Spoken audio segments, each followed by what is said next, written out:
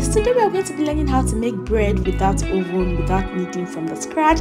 And as usual, without wasting your time, let us get straight into business. So you're going to start by sifting your flour into a bowl. We need about 2 cups of flour.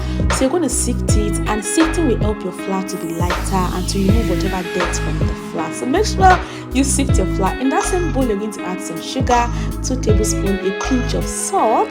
You're going to mix together, and now we have to mix our wet ingredients. We need some warm milk. So right now we are mixing together a tablespoon of our milk powder and half cup of warm water mixed together thoroughly.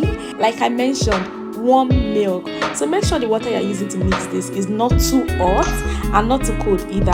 If it's too cold, your yeast is not going to activate, and if it's too hot, it's going to kill the yeast. So in that cup of warm milk, you're going to add 2 teaspoons of your yeast, your active yeast, and mix together, and then leave it to proof. And by the way, in case you're wondering the yeast that I use, you can use any brand of choice. This is the one that I use. Okay, just make sure it is dry and active. And one good way to know if your yeast is still active is to leave it in that warm milk for like 5 to 10 minutes, and then when you start seeing bubbles on top, it means that your yeast is active and is good to go. If not, please abort mission. Okay, now we also need some melted butter, you guys. This is how to melt your butter. Just get any butter of choice. I'm using this cooking margarine.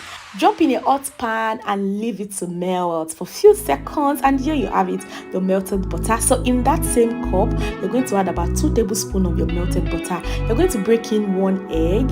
Are you following? You're going to now mix together. So now we have our wet ingredients, and we're going to combine the wet ingredients with the dry ingredients, and we're going to form a dough with it. It's so easy to make, okay? Just make sure you watch this to the end. Now we're going to combine the wet and the dry ingredients together, like I said before. And you're going to first of all start with using a spatula. If it's not doing very well, drop it and use your hands like I did. Okay, so just mold this into a dough gently, don't worry.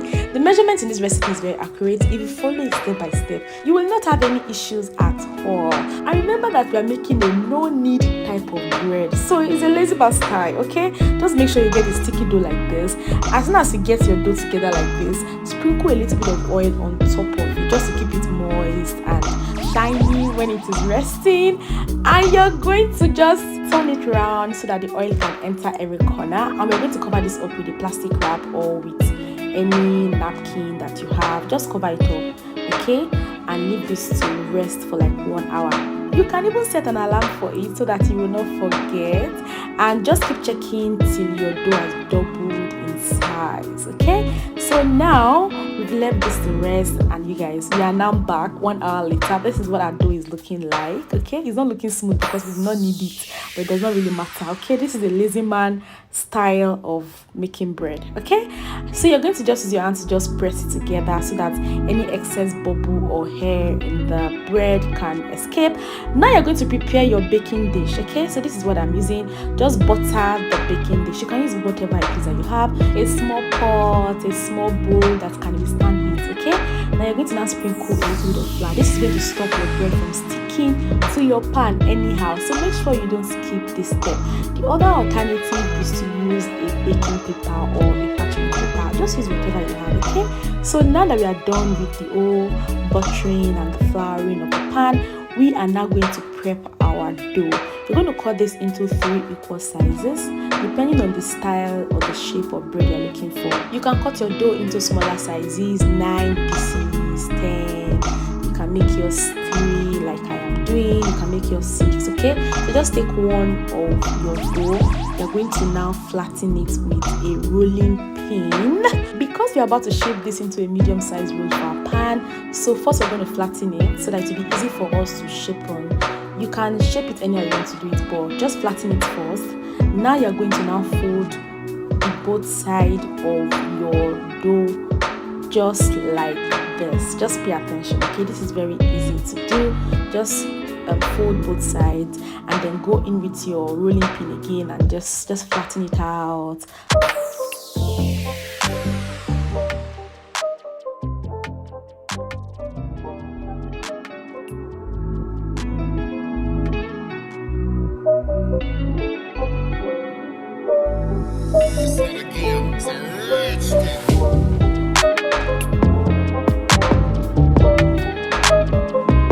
So now that we have our dough flattened out, I hope you paid attention to the steps.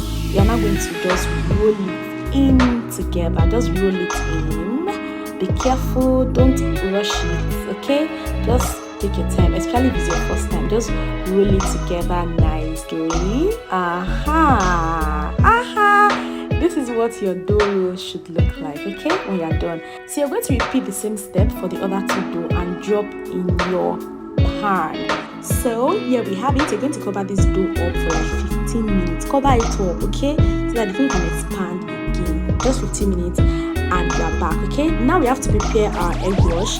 1 egg in a bowl, add a tablespoon of milk and mix it together. This is going to give your bread that golden brown look on top of it, so make sure you don't miss a step.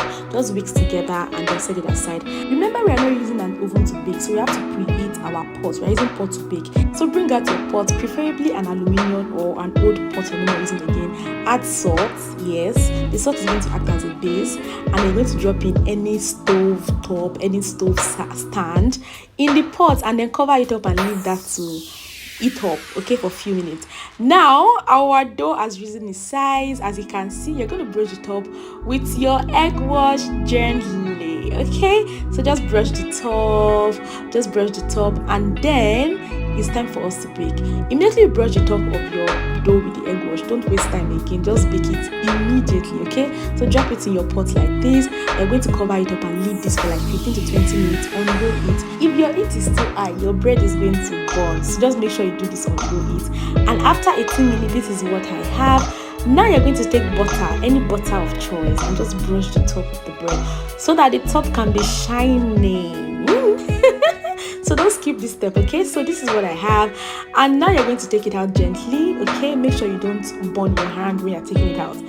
Now that bread is expensive, I would advise you to start thinking of how to make your own bread at home, because it is so easy to make aside from the resting time. Can you guys see how fluffy and soft this is? Look